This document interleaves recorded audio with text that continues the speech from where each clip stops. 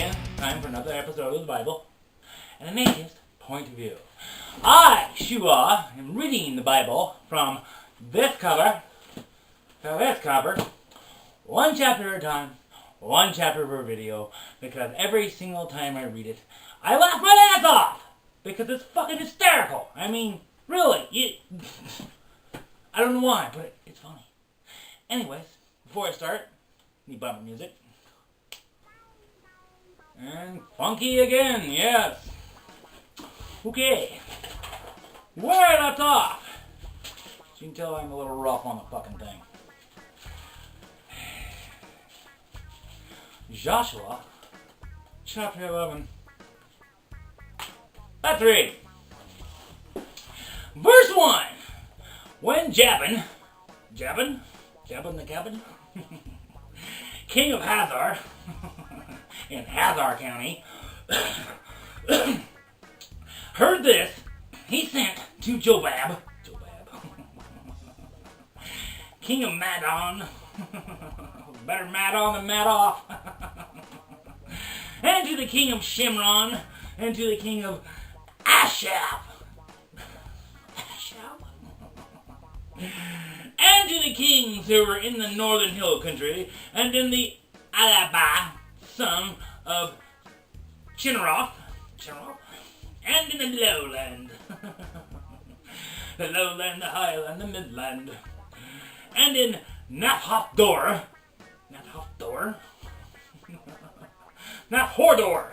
hey, there's a whore in the door! Let her in! Maybe she has a friend on the west. Verse 3, to the Canaanites in the east and the west, the Amorites, the Hittites, the Hilm-Perizzites, and the Jebusites in the hill country. There's wine there. And the Hivites under Hermon, in the land of Mizpah,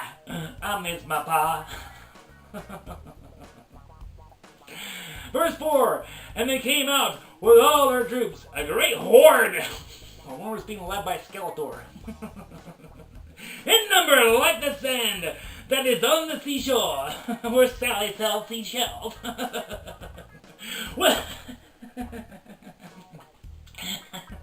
With many, very many horses and chariots. Very many. Verse 5, and all of these kings joined their forces and came and encamped together at the waters of Merom. Better Merom than Meroth, to fight against Israel. Verse 6, and the Lord said to Joshua, do not be afraid of them, for tomorrow at this time I will give all of them slain to Israel. We're going to kill them all. Yeah, the way of Yahweh. Yeah. You shall hamstring their horses and burn their chariots with fire. Thank you for specifying. I wouldn't want to think that you can use, burn it with strawberry lube or something. Specifically, use fire. It works much better. Verse 7, so Joshua and all his warriors came suddenly against them by the waters of Merom, not Meroth, and fell upon them. It smacked down. Verse 8, and the Lord gave to them into the hand of Israel, who struck them and chased them as far as Great Sidon and Misrephoth-Maim. Misrephoth-Maim? And eastward as far as the valley of Mizpah. Oh, Mizpah. And they struck them until they left none remaining. Because that's so godlike, isn't it? Verse 9, and Joshua did to them just as the Lord said to them. He hamstrung their horses, and burned their chariots with fire, and pruned the hedges of many smaller villages.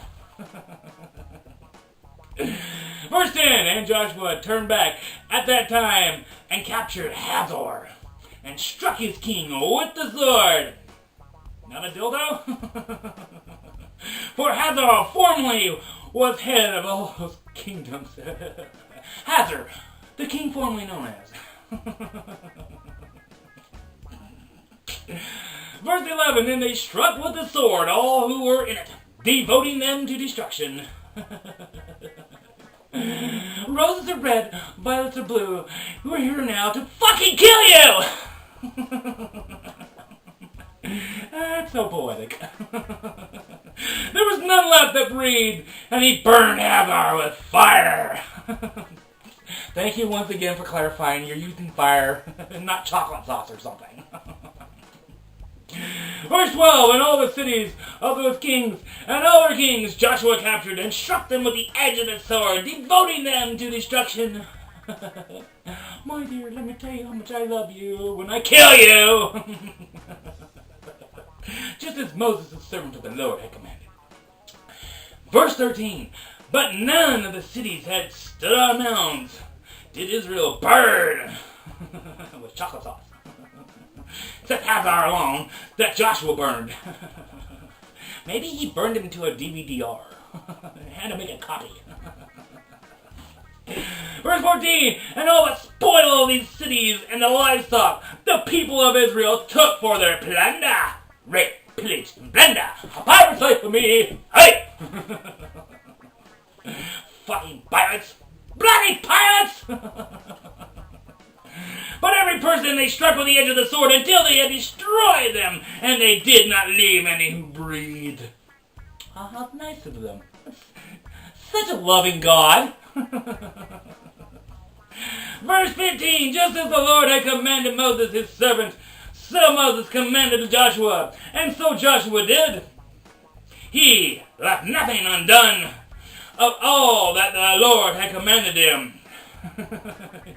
Nothing undone. If you want to destroy everybody else.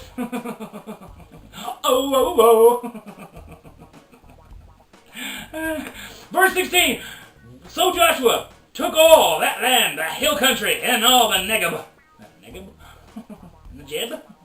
Najeb. Jeb! Go get Grandma! Najeb! And all the land of Goshen, and the lowland, and the Arabah, and the hill country of Israel, this lowland. How low can you go? How lowland can you go? Verse 17, from Mount Halak, Mount Salma Halak. I didn't know she was in this.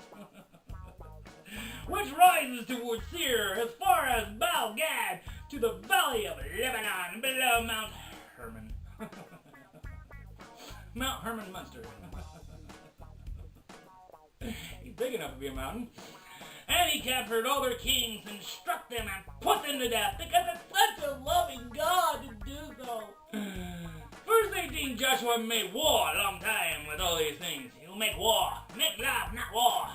Oh, you just make war.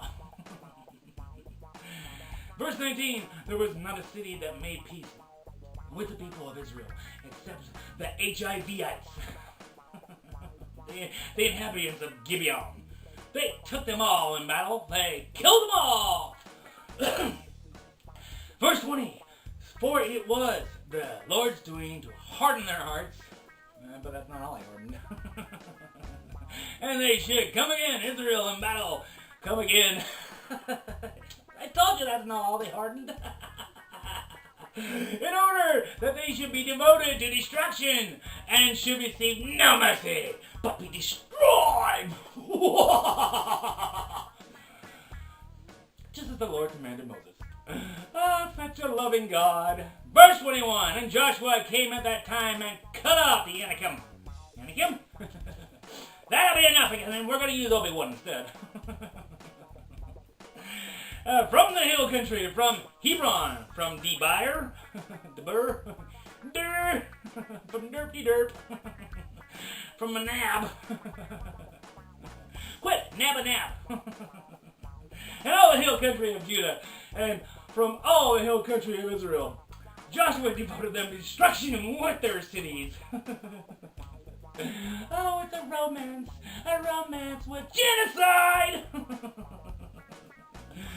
Verse 22, so there was none of the Anakim or the Obi-Wan left in the land of the people of Israel. Only in Gaza, in Gath, and in Ashdod did some redeem. What did Ashdod? I don't know. Oh, last verse in this fucking chapter. Verse 23. So Joshua took the whole land according to all that the Lord had spoken to Moses. And Joshua gave it for an inheritance to Israel according to their tribal allotments. And the land had rest from war. The land of scattered fucking bodies, if anything. I mean, my fucking God. Well, kids, this is Shua. Once again, this has been the Bible and the Atheist